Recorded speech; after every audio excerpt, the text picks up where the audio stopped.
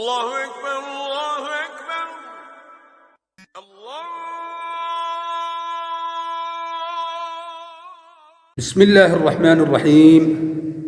عن أبي هريرة رضي الله تعالى عنه قال قال رسول الله صلى الله عليه وسلم ثلاثة لا ترد دعوتهم الصائم حتى يفطر والإمام العادل ودعوة المظلوم. رواہ الترمذی وابن ماجہ.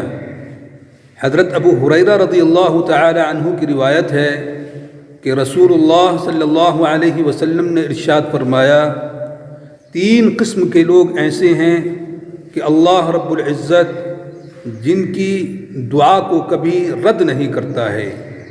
نمبر ایک، الصائم حتی یفطر، روزے دار افطار سے پہلے اللہ رب العزت روزے دار کی دعا کو کبھی رد نہیں کرتا ہے. اس لیے روزے دار کو چاہیے کہ وہ روزے کی حالت میں اللہ رب العزت سے دعا کرتا رہے، اللہ رب العزت سے توبہ و استغفار کرتا رہے، اپنے لیے بھی اور اپنے اعزاء اقارب کے لیے بھی.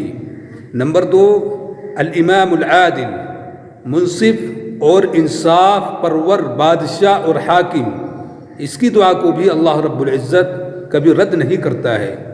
نمبر تین، ودعوت المظلوم، مظلوم کی دعا اور مظلوم کی پکار کو اللہ رب العزت کبھی رد نہیں فرماتا ہے.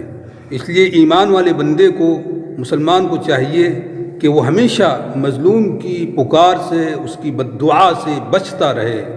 کہیں ایسا نہ ہو کہ مظلوم کی بد دعا اس کو لگ جائے اور پھر اس کی دنیا اور آخرت دونوں تباہ ہو جائیں.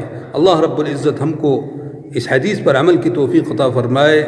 وصلی اللہ وسلم وبارک علی سیدنا و حبیبنا محمد وعلی آلہ وصحبہ اجمعین.